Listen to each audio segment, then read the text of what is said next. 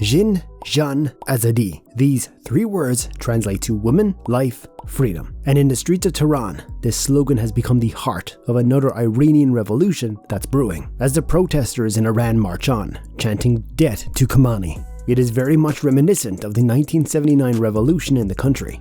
Except this time, the name Khamenei isn't the hero in the story, but is the villain who needs to go. From the coup of 1953 to the death of Masa Amini, let's explore why this might be the end of the Ayatollah regime in Iran. It's not hard to see that Iran today has its fair share of problems. In the country, human rights are next to nothing as the government fights off another wave of US sanctions. But at the heart of Iran's modern-day story, the issue lies with the resource curse.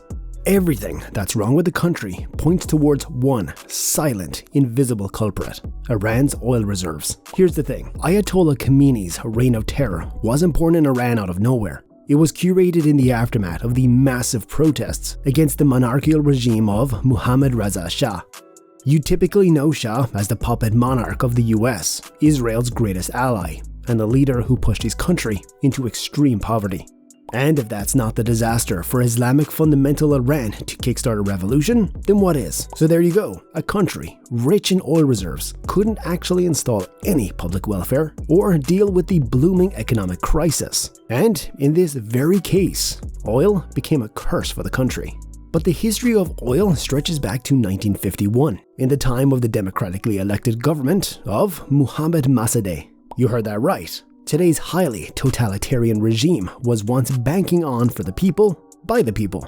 And in the same spirit, Mossadegh aimed to nationalize the country's oil to get rid of the tyranny of an oil company that you know as British Petroleum, or BP.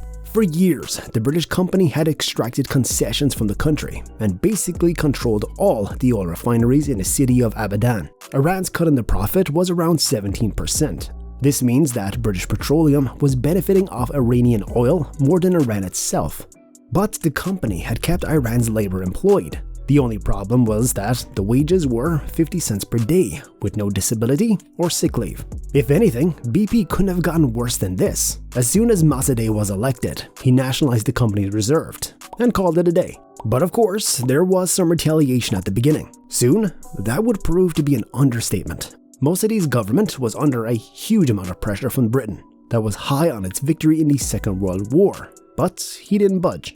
When all plans to send BP back to Iran went downhill, Winston Churchill and Anthony Eden turned to their best friend of the hour. The issue here was simple. It was obvious that British wanted Mossadegh gone. But how do you topple down a government without getting noticed? And how do you exactly have the right intelligence resources to intervene in the Middle East? For every problem that Churchill had, the United States and CIA were the answer. Plus, that lust for oil was a convincing factor within itself. You know what happens next. The CIA and MI6 conducted joint intelligence operations to trigger a coup in Iran.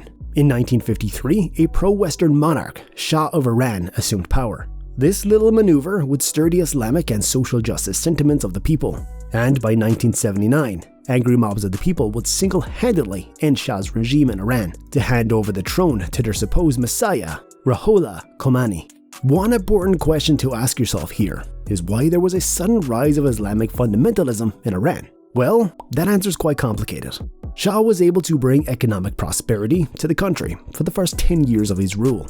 But his policies only largely benefited a certain group of people. He popularized the idea of the 1% way before it was mainstream. As he continued to bring more and more Western influence to run the country's resources, more and more people were pushed into poverty. Not to mention, Shah's widely feared police, called the Savak, had instilled worst torture known to man on his political opponents. Savak also played a massive role in state censorship and suppressing the power of Shia clergy in Iran that was important to people's religious sentiments. On the other side, Shah's westernization campaign meant more progressive women's rights in the country. Hijab wasn't enforced. Women were active university students. They played sports. They had the right to divorce and whatnot. That was until it all went away. The Ayatollah regime is highly embedded in anti-US sentiments. The call of "Debt to America" from 1979 protest still echoes in the streets today.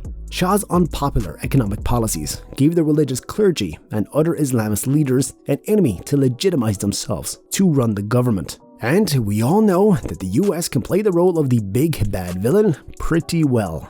So, when people believed that an evil Western force was threatening their religion, the Khamenei regime brought some drastic changes to the country, and the current leader supreme, Ali Khamenei, can't hold up to those unpopular anti-people policies. Back in 1979, the looming threat of the US was enough to radicalize the people. But today, the betrayal is coming from inside. Their own leader has pushed Iranians into acute water shortages, price hikes for food, continued internet cutoffs, state censorship, and even police brutality. It's true that after the 1979 revolution, Iran disbanded the Savak, but its brutal legacy still lives today, just with different names. One such name is the Morality Police, that ensures that its citizens abide by the Sharia, Islamic laws that govern daily life and dress codes. This is where the name Masa Amini starts to mean the brewing demise of the Ayatollah regime. Masa, a student, was beaten to death by the Morality Police on the allegations of wearing the hijab inappropriately. The country was already witnessing the waves of protest against the government, yet Masa's murder triggered massive countrywide protest against the state in September of 2022. Even though the regime retaliated with mass arrest, death sentences for protesters, tear gas, inhumane torture, and internet cutoff, the protests didn't stop. Instead, they grew like wildfire. In Iran, people protest for their life at the expense of their life. There's no other way to resist Ali Khamenei's reign of terror. So far, the security forces have killed more than 530 people and have arrested at least 20,000 people. But the protests don't stop, mainly because they mean something more than acquiring women's rights. The resistance movement has a very feminist character, but it's the common goal of toppling down the government that has united them. They have done so back in 1979 for completely different reasons. So why can't they do it again? The main force behind the resistance is the youth of Iran, who has increasingly suffered because of international sanctions, suppression of personal expression, and uncontrollable inflation. And they're far from backing down against the state. Sure, the state has disproportionate power as compared to the citizens. Yet, the protesters always find a way to attack the Basij, the volunteer militia of the state. From Molotov cocktails to arson, and even throwing rocks at the police, the youth demonstrators are fighting back. As they continued to resist, the state was coerced into giving some concessions to the protesters. In December, Iran had to suspend its Morality Police. Now, for an authoritative regime like Iran, this is a huge feat for the protesters. You'll be quite right to fear the state's motive behind this. Perhaps it's just a ruse to calm the protesters down, only to activate the police once again. But also, the Iranian youth isn't buying it. Their motive is the reformation of the state that isn't fundamentally Islamist and doesn't breach modern human liberties. To bring some substantial change to Iran, protesters also want to abolish Vilayat al-Fiqh, the doctrine that puts the Ayatollah regime at the top of the political power. Protests alone can't topple the fiqh, but Ali Khamenei's fast approaching old age and the issues with succession is a beacon of hope for thousands of protesters in Iran. The way demonstrations and resistance movements gained momentum, the end of the regime seemed inevitable. It's unfortunate that the theocratic rule still exists. What we can't ignore is that something in the political sphere of Iran has changed forever. Even when the protests desperately needed more support from the regime's opponents and the middle and upper classes in Iran, the state seemed to rattle. For the first time since 1989, it seemed like the reign of Ali Khamenei would meet its end. The possibility still looms over Tehran's head.